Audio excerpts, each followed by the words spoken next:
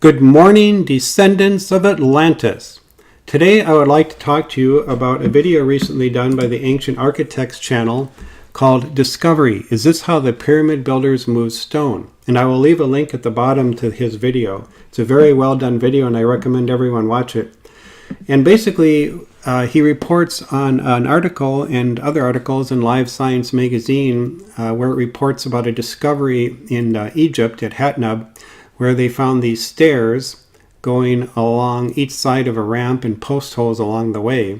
And mainstream archaeologists are saying that this is how the Egyptians moved stone up and down ramps and possibly built the pyramids. Now I'm going to demonstrate to you that that is impossible. It could not have happened in part one here. And in part two, I'm going to give you the solution as to what I think those archaeological remnants actually depict, what they actually mean, and how the ancients actually used them. Now, Ancient Architects channel states, I paraphrase him, that the remnants of these sites are probably more ancient ways to move stone, later adopted by the dynastic Egyptians. I think that analysis is exactly correct, and I think I'll be able to demonstrate to you exactly what those remains represent. Now, Ancient Architects also talks about another site called Zayat al-Arian, where we find the same architecture, and that's significant because it will establish that this is something the ancients routinely did and that this is how they built the pyramids.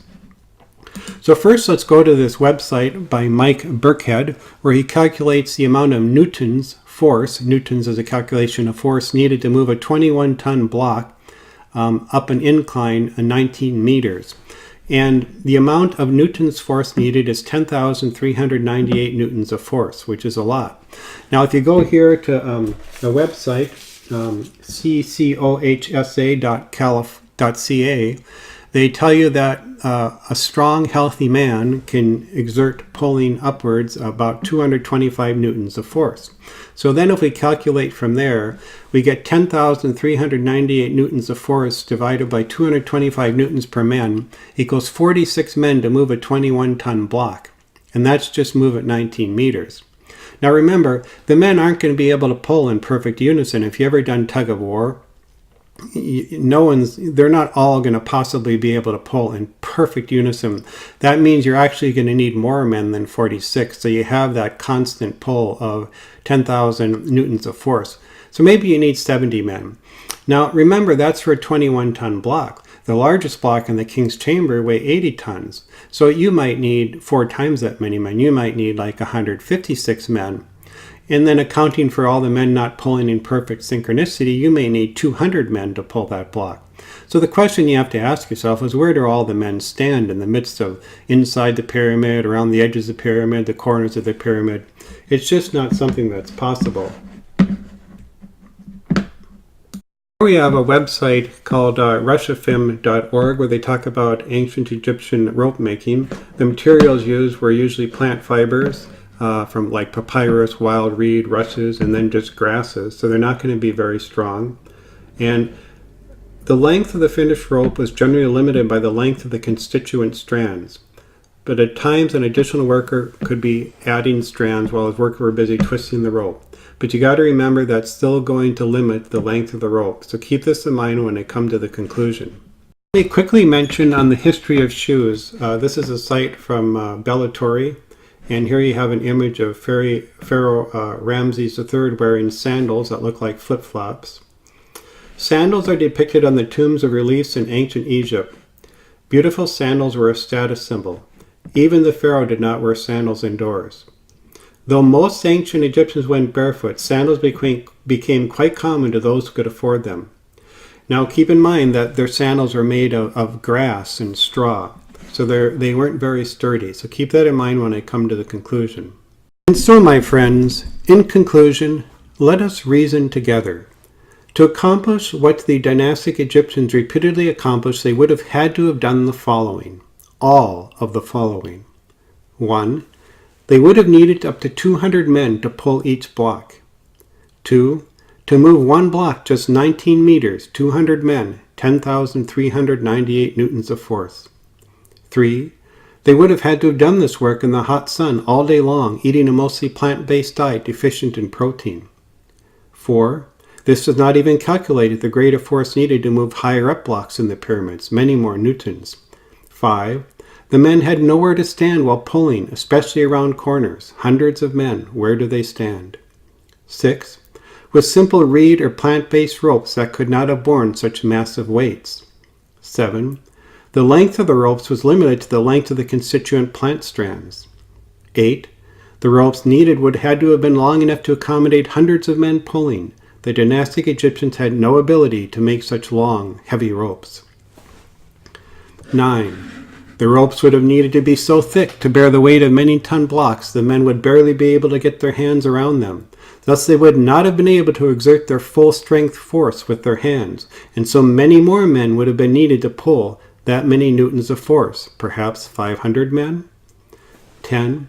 All this while the men wore straw flip-flop shoes, which would have been ripped apart by the friction from straining on stone, pulling massive loads. Their feet would have been ripped apart and bloodied all day long, day after day, month after month. 11. They had no gloves. Their hands would have similarly been ripped apart. 12. Such massive long ropes would have weighed a lot, and that would have added to the difficulty of the task. It would have added to the difficulty of the task of pulling with synchronicity, so all men could exert their force simultaneously. 13. To complete this task, they would have had to have done all the above, move these blocks, cutting and transporting and placing one block every 2 minutes to complete the Great Pyramid in 100 years, working day and night, 24/7. Ask yourself, the mainstream archaeology expects us to believe this was possible. And last, I want to address a TV special done by National Geographic where they interviewed a man named Jean Pierre who originally discovered that, through scans, that ramp inside the pyramid. And at first he said that the Egyptians pulled the blocks up those ramps, but then when he realized apparently that was not workable, he adjusted his theory to say, well, no, what actually happened was they used the inner workings of the pyramids and pulleys and counterweights to pull massive stones up the pyramid. Well, that's not really logical if you think about it, because first they would have had to have construct a quarter to a third, at least a quarter to a third of the pyramid at first to get those inner workings in place to be able to pull those huge stones up. So then the question becomes, well, how did they do that? And second, they would have needed ropes that are so much stronger than the Egyptians had, as I've previously explained, ropes that were hundreds of feet long. Think about it now.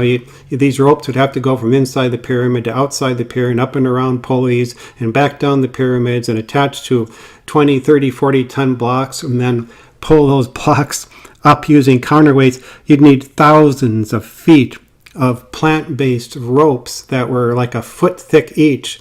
And then how could the Egyptians even make pulleys that could handle such ropes? It's totally illogical. And then he also explains that when you got to the corners, they show these very simplistic diagrams in their video of like 10 men pulling 20, 30-ton blocks up to a certain position, when I've explained you need many more men than that. And then the question becomes, where do the men stand? Do they sprout wings and fly off the end of the pyramid as they pull the weights? And then they show a simplistic diagram of a simple lift pulley where one man lifts the block to shift it to go down the next aisle perpendicular to the one they came from in the corner of the pyramid. Well, these are huge blocks. How does one man do that? And it's just not simply practical at all. Now, the inner ramp does have relevance as to how the ancients built the pyramids, and they did use them, and I will address that. They just didn't use them the way Jean Pierre says. So in part 2, I will be addressing all of that. Well, that's it for today, folks. Thanks for watching. Please subscribe and forward this video to all your friends. That's my history, and I'm sticking to it.